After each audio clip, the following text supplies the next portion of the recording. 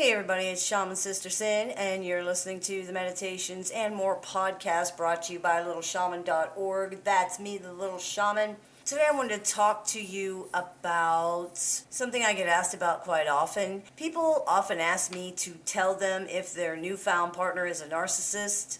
I cannot answer that based on what someone else is telling me. It's too hard to ascertain whether someone's a narcissist without actually observing that person, and it wouldn't be responsible for me to do that anyway. So I decided to give people a list of a few red flags that indicate you might be dating a narcissist. Now these are not like what is on the 10-point cheat sheet that I created. These are things that you can notice right away. Even if the person isn't a narcissist, a person with these issues is probably not someone that would be a good choice for a partner anyway.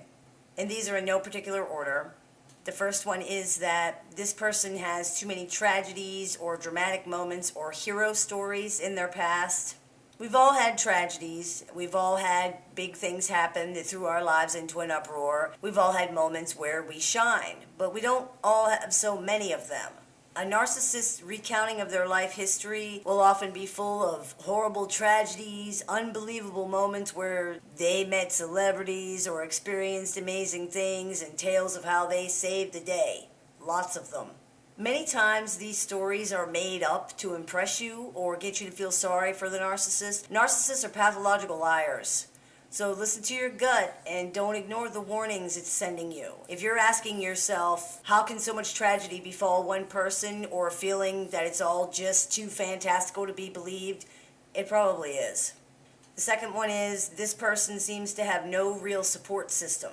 It's very easy to feel sorry for someone who appears to be alone in this world, especially if they come across as very helpless and pathetic, but do not be fooled. This is one of the biggest warning signs for narcissism, because narcissists turn everyone against themselves eventually, so they'll often have no support system, or a support system that changes often, like the people in it are different. If a person's entire family has turned their back on them, there's a reason for that. You may not want to stick around and find out what it is. Number 3 is, this person seems to have formed very strong feelings for you very quickly. If this happens, you need to run, don't walk. This is a telltale sign of narcissism. Normal people don't tell you they love you within 1 week of meeting you. They don't tell you that you're their soulmate when they barely know you. This is called love bombing, and most of the time it's designed to have you reciprocate and develop very strong feelings for the narcissist very quickly. They want to entangle you into the relationship so that you can't get out.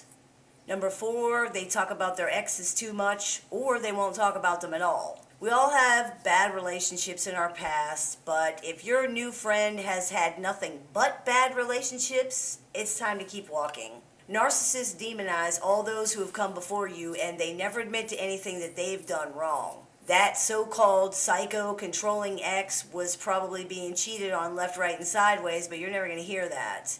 That so-called cruel and abusive ex was being gaslighted and tortured to the point of insanity, but you're never going to hear that either.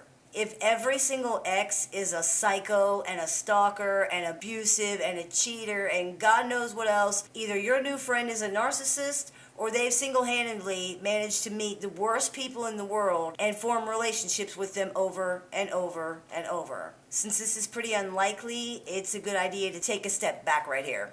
Number 5 is, they talk about themselves too much or not at all. This is a big red flag. If your new friend offers too much information about themselves or turns every single conversation into something about themselves, that should be a tip-off.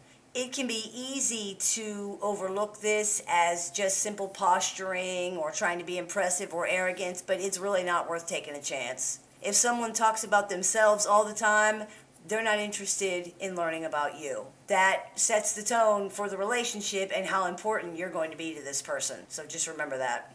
The opposite of this is true as well. If someone refuses to talk about themselves or deflects every conversational gambit to learn more about them onto something else, that should set off warning bells. It should not seem difficult to get to know a person you're trying to date. If it is, there might be something they don't want you to know. In the end, you have to trust your gut. If you're on here trying to find out whether you might be dating a narcissist or not, it's probably already time to move on.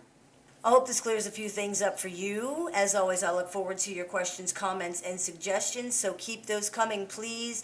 Thank you very, very much to everyone who has donated to our GoFundMe campaign. The link to that is available in the information for this video. Your help has been absolutely immeasurable, irreplaceable, and unbelievable. Thank you so much.